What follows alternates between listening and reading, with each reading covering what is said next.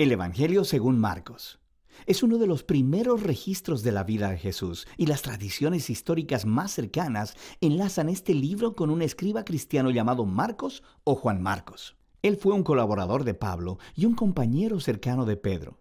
De hecho, un historiador de la iglesia antigua llamado Papías registra que Marcos había recolectado todo el testimonio ocular y las memorias de Pedro y luego las acomodó en este registro. Pero Marcos no reunió al azar todas las piezas, sino que diseñó cuidadosamente la historia de Jesús. En la primera línea del libro, Marcos hace esta declaración respecto a Jesús: principio del Evangelio de Jesucristo, el Mesías, Hijo de Dios. Lo que es interesante es que esta es la única vez que Marcos te dirá lo que piensa. En el resto del libro, él te va a influenciar simplemente poniendo las acciones y palabras de Jesús delante de ti y mostrándote cómo otras personas reaccionan a él. Marcos ha diseñado la historia de Jesús como un drama con 3 actos.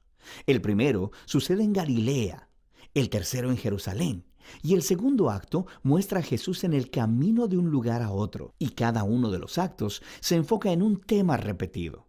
En el primer acto, todo el mundo está asombrado por Jesús y se preguntan: ¿quién es este Jesús? En el segundo acto, son los discípulos los que están luchando por entender qué significa que Jesús es el Mesías. Y luego, en el tercer acto, vemos la sorprendente paradoja de cómo Jesús se convierte en el rey mesiánico. Entremos en la historia y veamos cómo se desenvuelve.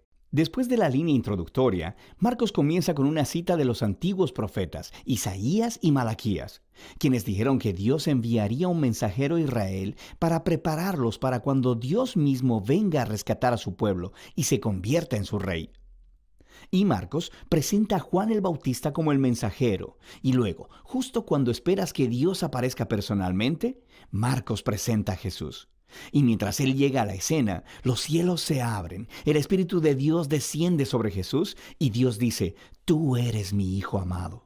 Después de esto, Marcos pone delante de nosotros un resumen del mensaje central de Jesús. Él fue por Galilea, anunciando las buenas nuevas de que el reino de Dios se ha acercado. Jesús está continuando con la historia de las Escrituras del Antiguo Testamento sobre la operación de rescate de Dios para su mundo. A través de Jesús, Dios está restaurando su reino sobre el mundo al confrontar y derrotar el poder de la maldad sobre las vidas de las personas. Y entonces las invita a vivir bajo su reino al seguir a Jesús. A partir de aquí, Marcos nos da un gran bloque de historias, mostrándonos el poder de Jesús mientras Él trae el reino de Dios. Él va sanando a personas cuyos cuerpos están enfermos o quebrantados, o bajo la opresión de poderes espirituales oscuros. Y Jesús incluso hace algo que, para el pueblo judío, solo Dios tiene el derecho de hacer. Él perdona los pecados. Y las acciones de Jesús producen muchas respuestas diferentes. Algunos le siguen y se vuelven sus discípulos. Otros todavía no saben qué pensar y otros lo rechazan completamente, especialmente los líderes de Israel, quienes lo acusan de blasfemar contra Dios y de recibir poder del mal. Pero Jesús no está sorprendido por estas respuestas. De hecho, Él apunta a ellas. En el capítulo 4, Marcos ha recolectado muchas de las parábolas de Jesús acerca de la naturaleza misteriosa y escondida del reino de Dios. Jesús dice que su mensaje es como una semilla cayendo en distintos tipos de suelo. Algunos son receptivos y otros no. O que es como una semilla de mostaza que es muy pequeña, parece insignificante, pero luego crece enormemente y sorprende a todos.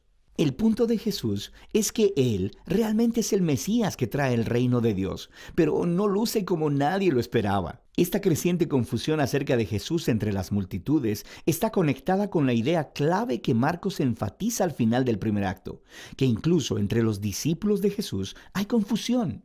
Ellos también están luchando por entender quién realmente es Jesús. Y eso nos lleva al segundo acto. Este comienza con una conversación crucial.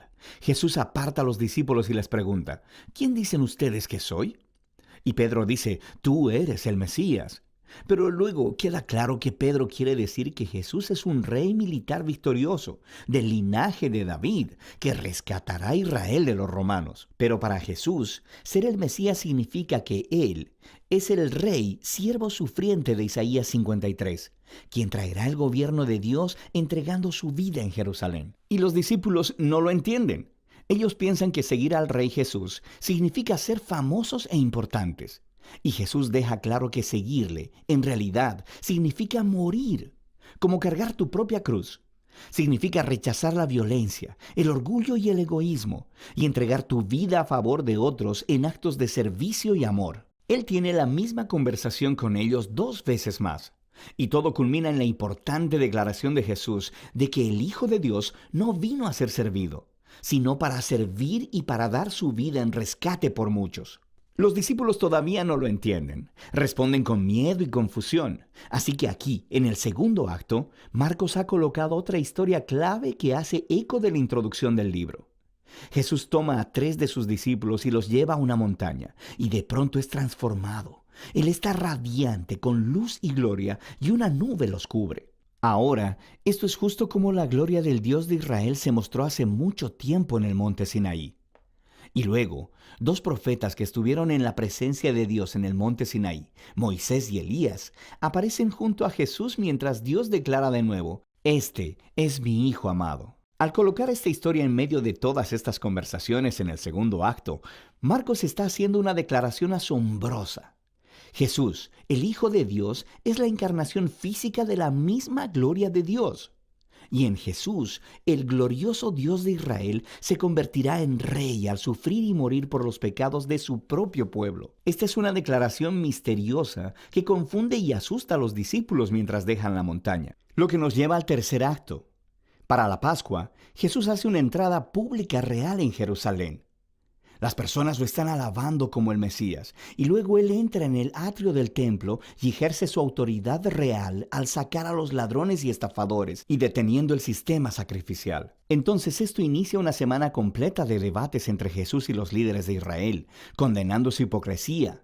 Así que ellos preparan un plan para asesinarlo. Y Jesús le advierte a sus discípulos, prediciendo que Jerusalén y su templo serán destruidos en una generación, y que sus discípulos serán perseguidos como Él, hasta que Él regrese un día a traer el reino de Dios completamente sobre la tierra. Y todo esto lleva a la noche final.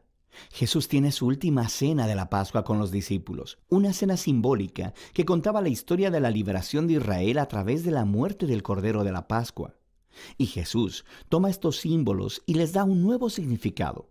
Ellos apuntan a la liberación del pecado y la muerte, que sucederá a través de la muerte del Mesías, el siervo sufriente. A partir de aquí, la historia se acelera al arresto de Jesús, su juicio delante de los sacerdotes de Israel y el gobernador romano Pilato, y todo eso resulta en la crucifixión de Jesús, y culmina en una escena clave que encaja con las escenas importantes del primer y segundo acto, excepto que, esta vez, es oscuridad lo que desciende y no una nube.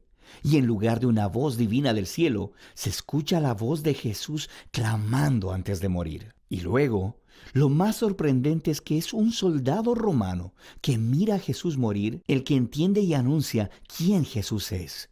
Este hombre era el Hijo de Dios. Él es la primera persona en la historia en reconocer la sorprendente declaración acerca de quién Jesús es. Él es el Hijo de Dios crucificado, quien es el Mesías, Jesús de Nazaret, quien murió por sus amigos y por sus enemigos. Después de esto, el cuerpo de Jesús es colocado en una tumba, y en el primer día de la semana, 2 mujeres de entre sus discípulos vienen a la tumba y descubren que la tumba está vacía. La piedra había sido removida.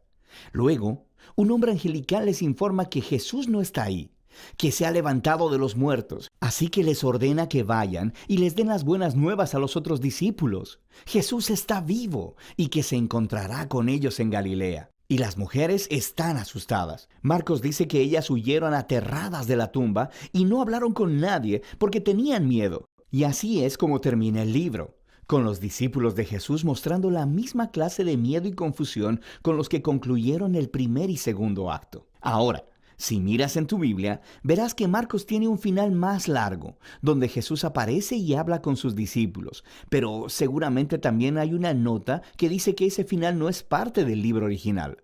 Solo se encuentra en manuscritos más tardíos y menos confiables. Ahora, es posible que el final original de Marcos se perdió, o que Marcos nunca terminó de escribir su recuento.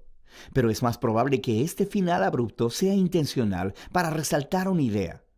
La historia completa se ha enfocado en la sorprendente aseveración que dejó perplejos a los discípulos de principio a fin. Esto es el sufriente, crucificado y resucitado Jesús, quien es el Mesías, el Hijo de Dios. Que el amor de Dios y su reino al revés son revelados en la medida en que Jesús murió por los pecados del mundo. Así que esta historia termina sin una conclusión y te obliga a ti, el lector, a luchar con esta extraña y escandalosa declaración acerca de Jesús. ¿Vas a huir como los discípulos? ¿O reconocerás a Jesús como tu rey y anunciarás las buenas nuevas? Solo tú puedes responder esa pregunta. Y de eso se trata el Evangelio de Marcos.